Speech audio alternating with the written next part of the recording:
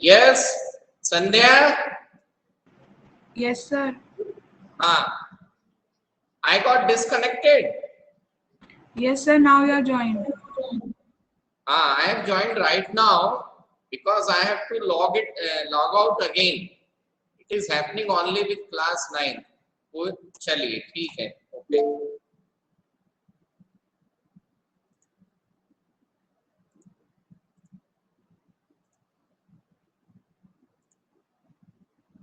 So they also agreed to accept some basic rights for the poor and the workers. यहाँ तक आई बात समझ में? Yes, sir. Yes, sir. So the blacks agreed that majority rule would not be absolute, है ना? तो जो black थे, जो ब्लैक कम्युनिटी पीपल थे, they agreed that majority rule would not be absolute. जो मेजॉरिटी कम्युनिटी है उनका रूल क्या नहीं होना चाहिए? एब्सोल्यूट. यहाँ एब्सोल्यूट का मतलब होता है एक तरफा. ठीक है. सो जो व्हाइट पीपल थे उन्होंने इतनी सारी चीजें एक्सेप्ट करी और ब्लैक ने क्या एक्सेप्ट किया कि majority rule would not be absolute, है ना? मेजॉरिटी का रूल जरूर होगा. ठीक, मेजॉरिटी का रूल होगा मतलब पावर में कौन आएगा? मेजॉरिटी रूल होगा मतलब पावर में कौन आएगा? Black Who community gets people. more votes? ठीक है. सो उन्होंने ये बोला कि मेजॉरिटी रूल जरूर होगा, ब्लैक कम्युनिटी के लोग पावर में आएंगे, but it would not be absolute. वो जो रूल होगा वो एब्सोल्यूट नहीं होगा. एब्सोल्यूट का मतलब होता है निरंकुश, यानी मेजॉरिटी रूल के बेसिस पर ब्लैक कम्युनिटी गवर्नमेंट फॉर्म करेगी, परंतु जो ब्लैक कम्युनिटी की गवर्नमेंट होगी वो लोगों को परेशान नहीं करेगी. ठीक है. So the blacks agreed that majority rule would not be absolute. यहाँ तक बात आई समझ में?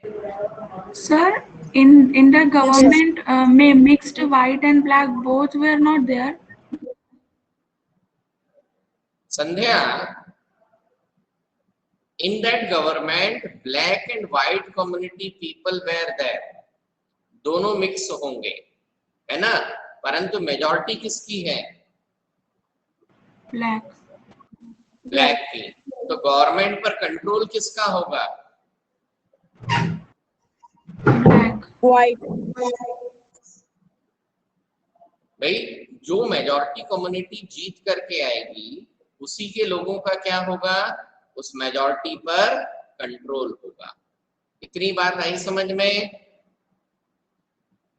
Okay, sir. Sir. Representative will be elected from both the community. Black community के लोग भी इलेक्ट होंगे, व्हाइट कम्युनिटी के लोग भी इलेक्ट होंगे, परंतु ज्यादा संख्या में कौन इलेक्ट होकर के आएंगे? Blacks. ब्लैक्स. इसलिए Blacks. गवर्नमेंट फॉर्म कौन करेगा? Blacks. Black जब people. अनुष्का दुधे, Yes, sir.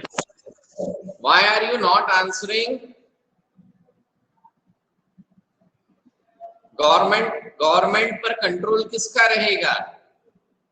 Blacks. Blacks. So the blacks agreed that majority rule would not be absolute. जो ब्लैक कम्युनिटी है उसने ये बात जरूर एक्सेप्ट करी कि मेजॉरिटी रूल क्या नहीं होगा?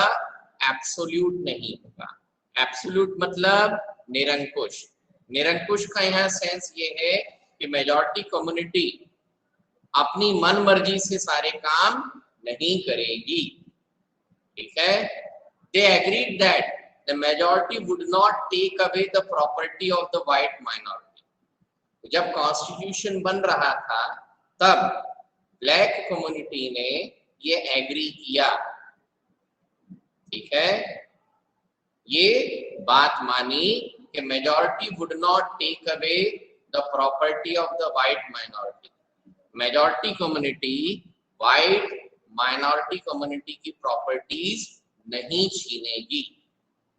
ठीक है, तो दोनों कम्युनिटी ने क्या किया, कहीं ना कहीं कॉम्प्रोमाइज किया। ठीक है, जो ब्लैक कम्युनिटी थी वो ये भी कह सकती थी कि तुमने 200-250 सालों तक हमारे ऊपर अत्याचार किया और अब आप बोल रहे हो कि सब कुछ भूल जाओ। ठीक है, तो ये जो कॉम्प्रोमाइज था वो इतना आसान नहीं था। ठीक, how was this compromise going to be implemented, और यदि एक्सेप्ट हो भी गया है तो अब नेक्स्ट इशू क्या है, implementation. Even if they manage to trust each other, what was a guarantee that this trust will not be broken in future? Okay? So the only way to build and maintain trust in such a situation is to write down some rules of the game that everyone would abide by.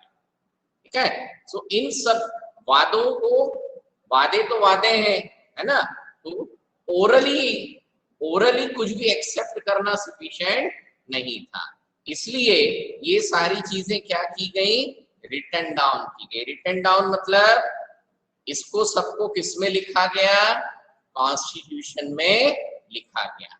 श्रुति शर्मा, यहां तक बात आई समझ में?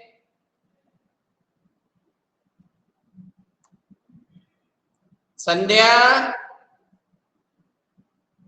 Yes, sir. ठीक है, okay. So these rules lay down how the rulers are to be chosen in future. वो जो constitution में सब कुछ लिख दिया गया ताकि अब कोई भी अपनी बात से पीछे नहीं हट पाएगा। ठीक है, Anushka Dubey? Yes, sir. So these rules lay down how the rulers are to be chosen in future. जो कॉन्स्टिट्यूशन में रूल्स लिखे हुए थे वो इस बात को बताते थे कि फ्यूचर में यानी आगे रूलर्स किस तरीके से चुने जाएंगे। What was the system of formation of government? These rules also determine what the elected governments are empowered to do and what they cannot do. ठीक है, जो रूल्स लिखे हुए थे, जो नियम बने थे, उसमें ये बात भी लिखी हुई थी कि जो गवर्नमेंट इलेक्टेड होगी, इलेक्टेड गवर्नमेंट के पास क्या पावर्स होंगी, यानी जो गवर्नमेंट इलेक्ट होगी। अब सर्टेनली मेजॉरिटी गवर्नमेंट बनने वाली है। गवर्नमेंट कौन सी बनने वाली है? Majority. मेजॉरिटी। तो मेजॉरिटी गवर्नमेंट जो है वो, उस मेजॉरिटी गवर्नमेंट के पास कौन सी पावर होंगी और कौन सी पावर नहीं होगी। मेजॉरिटी गवर्नमेंट के पास कौन सी पावर्स होगी और कौन सी पावर्स नहीं होगी।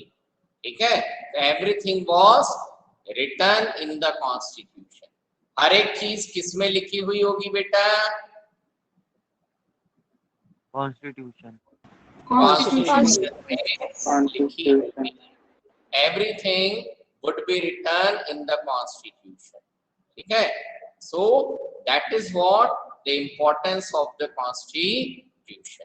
ये क्या होता है, कॉन्स्टिट्यूशन का इंपॉर्टेंस होता है कि each and every condition was written. Now, finally, these rules decide the rights of the citizen. ये रूल और क्या करते हैं, सिटीजन्स के राइट्स को भी डिसाइड करते हैं।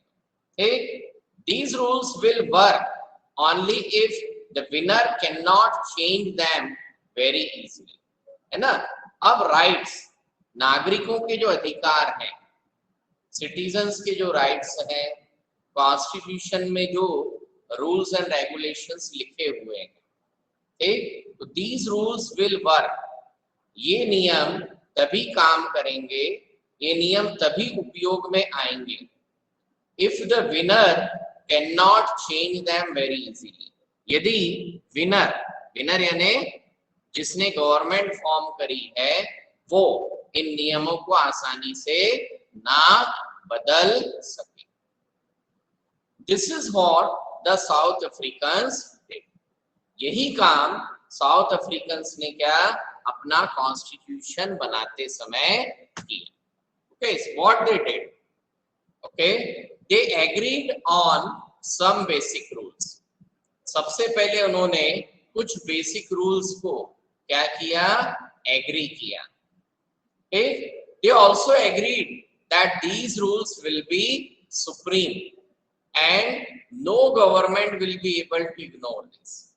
तो बहुत बड़ा पूरा कॉन्स्टिट्यूशन बनाने से पहले कुछ बेसिक रूल्स पर क्या किया उन्होंने, सहमति बनाई कि पहले इतने बेसिक रूल फिक्स करो। पूर्वेश मोहन, यहां तक बात आई समझ में? Yes, sir. ठीक, तो कुछ बेसिक रूल्स को पहले सेट किया। They also agree that these rules will be supreme, है ना। दोनों कम्युनिटी ने ये एक्सेप्ट किया कि ये जो रूल्स होंगे ये सुप्रीम होंगे, यानी ये नियम सारे सिस्टम से ऊपर माने जाएंगे। No government will be able to ignore this.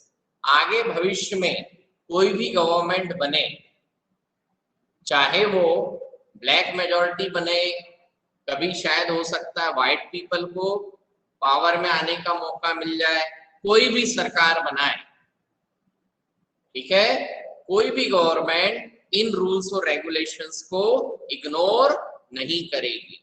यानी साउथ अफ्रीका में कोई भी गवर्नमेंट बनेगी उसको इन्हीं रूल्स और रेगुलेशंस के बेस पर क्या करना पड़ेगा, काम करना पड़ेगा।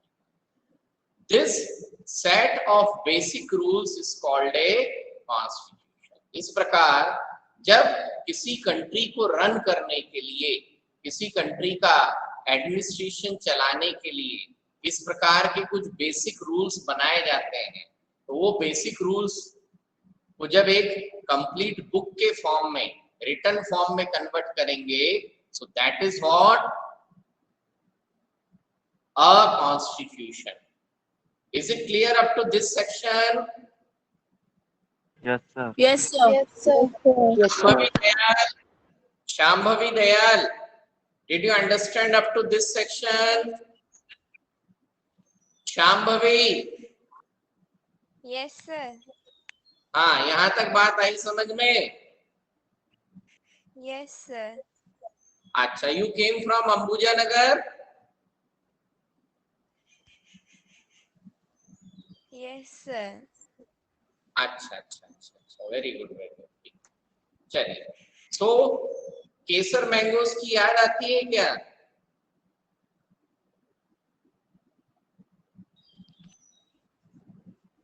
Yes, sir. It was very nice.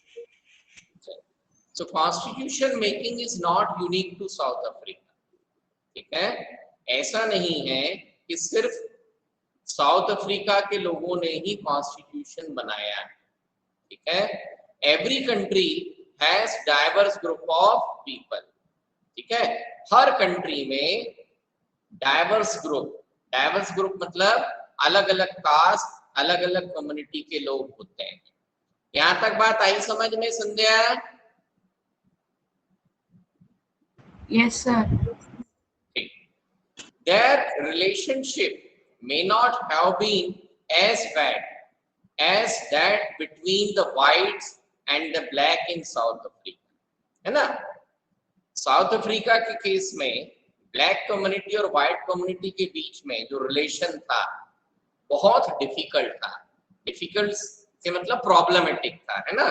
शत्रुता काफी पुराने समय से चली आ रही थी। But all over the world people have differences of opinion and interest, है ना। तो वर्ल्ड के डिफरेंट कंट्रीज में यदि अलग अलग कम्युनिटी के लोग रहते हैं तो जरूरी नहीं है कि उन कम्युनिटी के लोगों के बीच में वैसी ही दुश्मनी, वैसी ही शत्रुता हो जैसी किसके बीच में थी, ब्लैक और व्हाइट।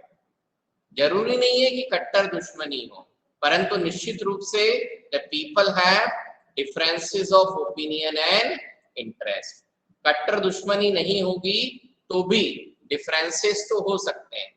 कार्तिकेय, इतनी बात आई समझ में?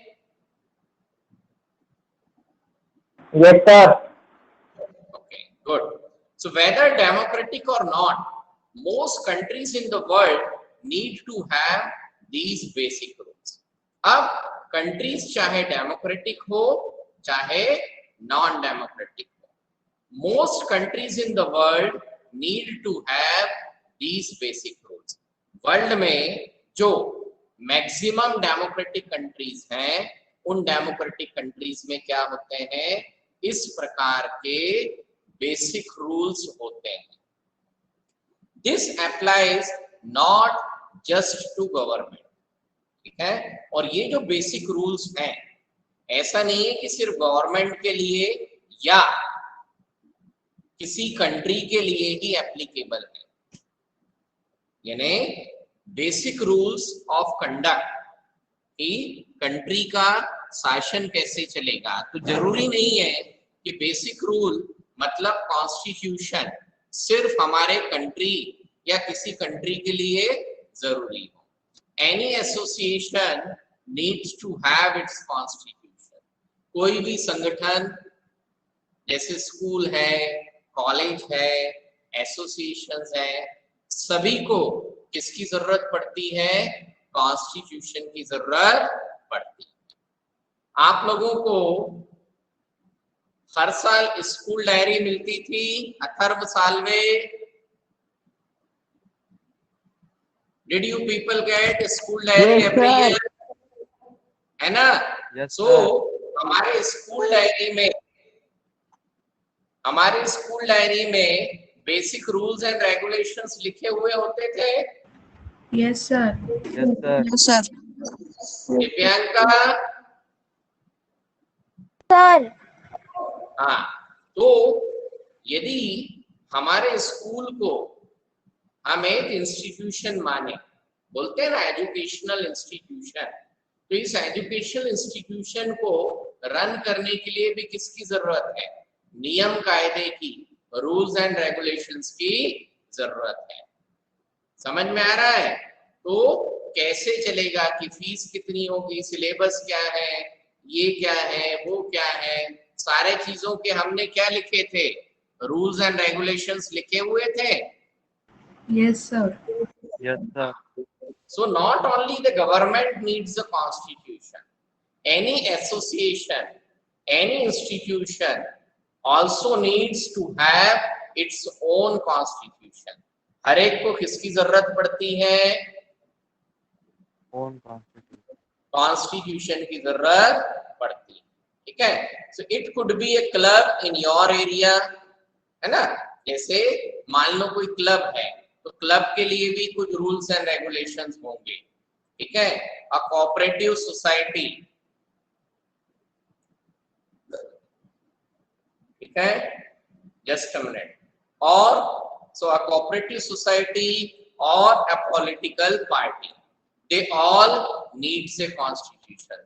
सभी को किसकी जरूरत पड़ेगी Pranjali? Everyone needs what? Everyone needs a constitution. हर एक सिस्टम को किसकी जरूरत है? कॉन्स्टिट्यूशन की, ठीक है ना। सो thus the constitution of a country is a set of written rules that are accepted by all people living together in a country, ठीक है। तो इस प्रकार कॉन्स्टिट्यूशन बेसिकली क्या है ना? आप इसे कॉन्स्टिट्यूशन की डेफिनेशन के रूप में भी कंसीडर कर सकते हैं। What is constitution?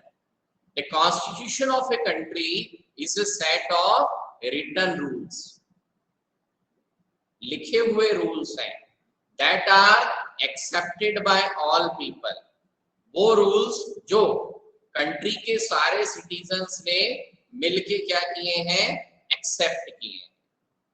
So it was accepted by all people living together in a country, ठीक है।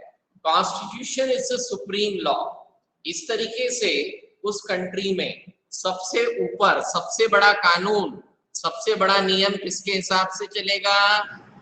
समृद्धि, समृद्धि हरकांडे। Yes, sir. हाँ, so constitution is the supreme law. देश का सबसे बड़ा कानून कौन सा है? Shruti Sharma, Supreme law. Shruti Sharma, Shruti Sharma, I want to listen your voice. बेटा 2-3 बार मैंने बोला, सिर्फ इसी बार तुम्हारी आवाज निकली है। Yes Shruti, are you able to listen me? Yes, sir. हाँ, कहाँ थे इससे पहले?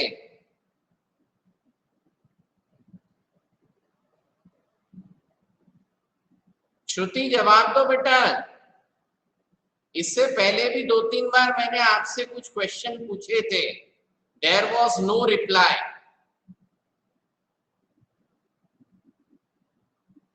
ये ऑनलाइन अटेंडेंस मार के और गायब होने का काम छोड़ दो, जो भी करता है वो। समझ में आ रहा है?